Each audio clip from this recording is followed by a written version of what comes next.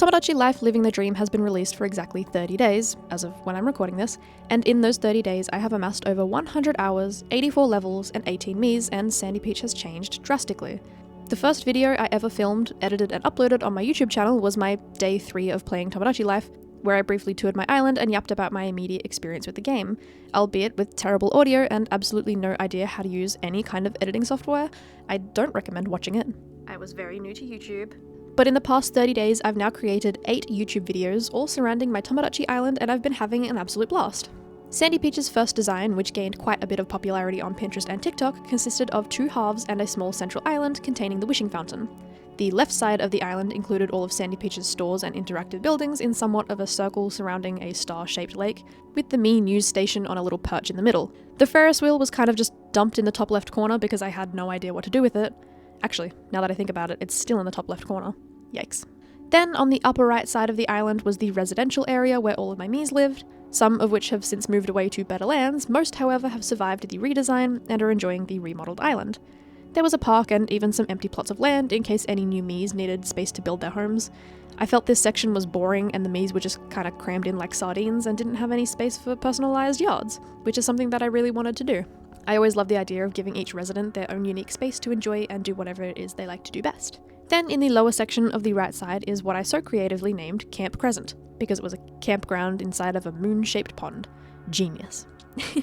This area was supposed to resemble a large pine forest with dirt trails to explore, but there wasn't really enough space to do that, so it ended up looking really cramped. Maybe I should have called it Camped Cramped, or Cramped Crescent. Overall, I did really like the general layout of the first version of Sandy Peach, but it lacked a lot of opportunities and felt very rushed, which makes sense. I did all of that in 3 days, so not a lot of time went into curating each area, but like most people, I was just excited to sink my teeth into the game and get a feel for the design aspect, which was a lot of fun. I knew I wanted to completely redesign my island pretty early on. I didn't really ever plan on keeping it exactly how it was, because again, I was just happy experimenting and getting used to how the game worked. But during the first few days of the game release, I finally worked up the courage to start posting on YouTube and started my Tomodachi Design series to 1.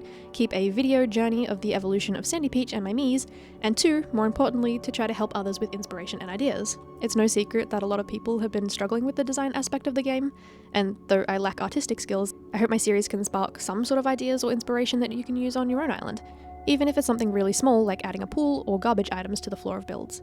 Sandy Peach's layout redesign consists of 19 naturally shaped islands housing 1 to 2 buildings each, 2 crescent moon-shaped islands in opposing corners, and the central star-shaped island featuring the wishing fountain. A lot changed during the redesign, and the only things that at least semi-carried through were the star and moon shapes, and, well, that's about it. I've only decorated 6 out of the total 22 areas so far, as it takes me a bit of time to design and film each space, but the game is honestly more enjoyable like this. I'm really getting to know each resident, and I'm loving how Sandy Peach is evolving. I started the redesign by, of course, redoing the entire map layout, which admittedly took a few hours and multiple attempts because I failed to place the star in the center of the map, which I still don't know how that happened because I counted multiple times. But whatever. But once that was done, I sprinkled the buildings around and boom, I had my layout. If you're after some island layout ideas or designs that you can copy, may I suggest subscribing and poking the bell icon? That way you'll be notified when I post my upcoming terraforming and free-to-use island layout video. Shameless plug. I'm a real YouTuber now, guys. Woo! The first space I decorated was the restaurant so that all the Miis had at least one space to hang out and relax after the giant redesign. Sandy Peach had suddenly become so barren and I felt kinda bad. Once the restaurant was finished, island morale increased and everyone seemed a lot happier, at least temporarily. The next space to be filled was my very first Mii's home. Squish, my beloved, lived through the demo and the lockdown period, and gosh darn it, she needed her own space to relax and play. She got a bunch of play equipment and places to sit and relax with her friends, and that was that. The third area chosen was the home of Sandy Peach's only family, the Surfs. Punch, Kyle, and their son Henry, who used to have a mullet, received a home makeover prioritizing their shared love for activity and fitness. Well, specifically their love for soccer. I made them a little soccer field and a pool to relax by, as well as a few outdoor toys for little Henry and a picnic table big enough for the whole family to share.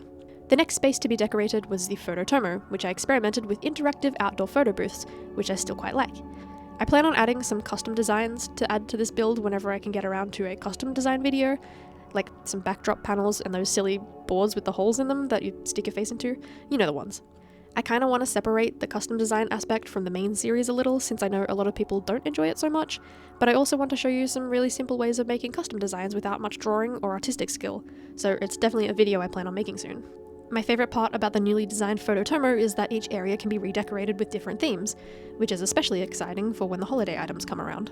After the Phototomo, I designed the market stall shop into a night market / street market style area. This was a pretty small space to design, which definitely had its challenges, but I think adding multiple stalls ended up looking really cool. The stalls don't offer different items or multiple mystery bags, so it's purely cosmetic to have multiple. They're also $5,000 each, so do with that what you will. The final space I designed was Mutton's itty bitty plot of land, which we turned into a mini farm space. I actually really like this area. It feels so warm and cozy to me, and I love the windmill item so much. The build was super simple, but I think it's almost like a breath of fresh air on Sandy Beach, since the rest of the finished spaces are quite cluttered. Sandy Beach Island has come so far already. Even though there's still a lot of empty areas, I just see them as opportunities, like a blank canvas. As I'm writing this script, I'm not sure which area we'll design next, so if you have any suggestions, or would like to see a particular me get a renovation, let me know. I'm sure a few of the me's are itching to have their spaces decorated. Besides the design aspect of the game, which has been my favourite, a lot has happened with my me's. I don't know if anyone's really interested in hearing about all of the drama surrounding them, so I won't go into much detail, but there's been some relationship drama between Mr. and Mrs. Surf, mostly involving Kyle constantly wanting to move in with other me's, specifically other women on the island. Make of that what you will. Bleat, Daffodil, and Chops have been stuck in a bit of a love triangle for a while, with a bunch of back and forth crushing and rejections. I can totally see their situation being a Netflix drama. So far, 2 babies have been born in the game, Henry and very recently, Honey. Honey is a sweet baby girl who has been having an absolute blast exploring Sandy Beach and meeting everyone. I can't wait to see how she fits in and what she gets up to.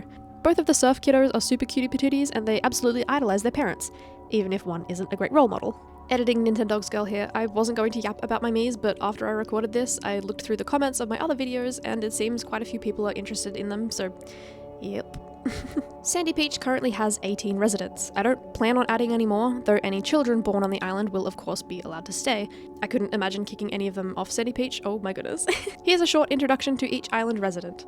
Squish was my very first me created in the demo version of the game. She's an absolute goober and spends most of her days hanging out with her 2 besties, or blowing bubbles in various places around the island.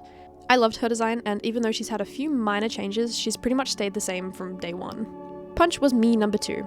She loves the outdoors and pretty much any physical activity she can participate in.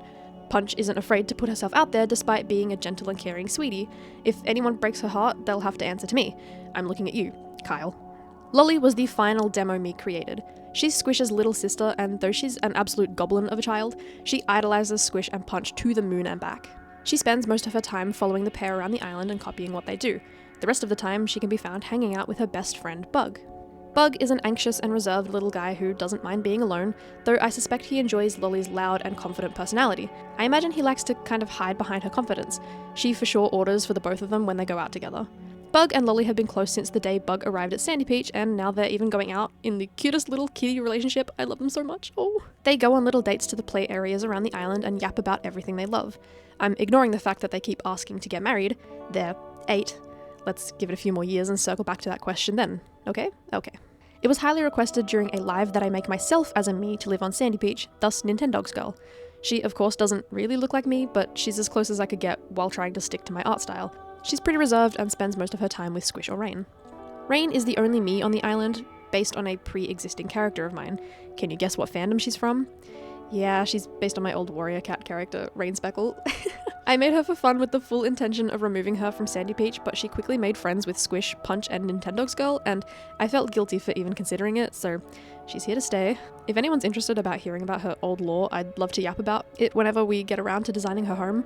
It's an abandoned project, but I even wrote most of a book about her. Come on, I never said I was cool, alright? Kyle is next on our list of me's. I created him to be a love interest for Punch, and even though I accidentally made them look a little bit related, they made a great couple. For the first little while. Kyle has a tendency to want to move in with other me's around the island, despite just asking and being approved to have a second kid. I'm not really sure what his deal is, but he'll be staying as a loving and loyal husband and father for as long as I can help it. You hear that, Kyle? Please love your wife and kids. I created Mima and Pop to introduce some age diversity to Sandy Beach, since most of the me's were in their 20s or under the age of 10. These two are sweeties, but for whatever reason, they had a bit of a slow start to their romantic journey. I mean, I can't blame them. It's only been 30 days. Anywho, they're finally living together, and though their relationship is a little strained, they live a quiet and cozy life. I can't wait to decorate their space. It'll be so cute. Then we have the 5 sheeple that I talked about in the last video where we made a mini farm for Mutton. If you haven't seen that already, I recommend it. I'm a little biased. The sheeple consist of Bleat, Chops, Mutton, Daffodil, and Little Bam Bam. I don't really have an explanation as to why there are sheep-human hybrids living on Sandy Peach. Just try not to think about it. Then of course we have Henry and Honey, who are Kyle and Punch's children. I love these two so much you have no idea. Honey has only been around for a few days and... oh, I realize I've already spoken about them a little. Oops. And finally, the last residents of Sandy Peach are the two Miis we created together in the How I Make My Miis video for the people asking for a tutorial on how I make characters in my style. Trinket and Swindle turned out super cute and I love the extra lore they brought to the island. Trinket is a glitter and gold loving owner of the treasure shop, and Swindle is the mildly greedy owner of the right price pawn shop. I absolutely did not expect what happened to happen, but Trinket fell head over heels for Swindle the very first time she laid eyes on him, and within 24 hours they were in a relationship. Unfortunately for them, they keep asking to move in together, but their houses are strategically placed next to the shops that they own, and I really want to keep it that way. I've considered moving the stores to be on either side of their shared house, and decorated like that, but I'd have to remodel the island layout, and I'd rather not. The poor lovers are destined to never be allowed to be together. I'm just playing, we'll figure something out eventually, but for now I would like to decorate their spaces as they are. But after Sandy Peach is complete, I'm sure we can make a few tweaks. I've been having so much fun playing this game and getting to know my Miis. The way their relationships and personalities are developing are just... I love it so much. Okay, editing Nintendogs out. Bye! Well, that's a recap on the first month of Tomodachi Life living the dream over on Sandy Peach Island. I'm really enjoying the game, and I know there's been a lot of negativity surrounding the supposed lack of content. I don't know, I just feel like the game maybe isn't everyone's cup of tea, which is fine of course. I didn't like any of the Pokemon games or that Harry Potter Hogwarts game, but it does make me a little sad to see people slandering the game just because it's not something they enjoy. I'm personally loving it and I can't wait to continue to play and make content. I have tons of plans for designs and challenges and just some fun videos that I can't wait to make. These slower paced games with tons of opportunity for customization and independent characters with lives of their own is pretty much my ideal game. I am looking forward to seeing what new items will be added as time goes on and if there'll be any holiday events or celebrations of some sort. I really hope you're enjoying the game so far and happy 1 month! That's about all from me for this video, so thank you to anyone who made it this far. Your support means the world to me. Alrighty, thanks again, and I'll catch you in the next one. Bye! For absolutely no particular reason, I said the names of 3 species of fish in this video. Did you happen to catch any of them? Get it? Catch? Hey, this is my YouTube channel. I can hide Easter eggs in my videos if I wanna. There's also 3 hidden in the last video I posted. Let me know if you found any. Whose idea was it to let me have my own YouTube channel?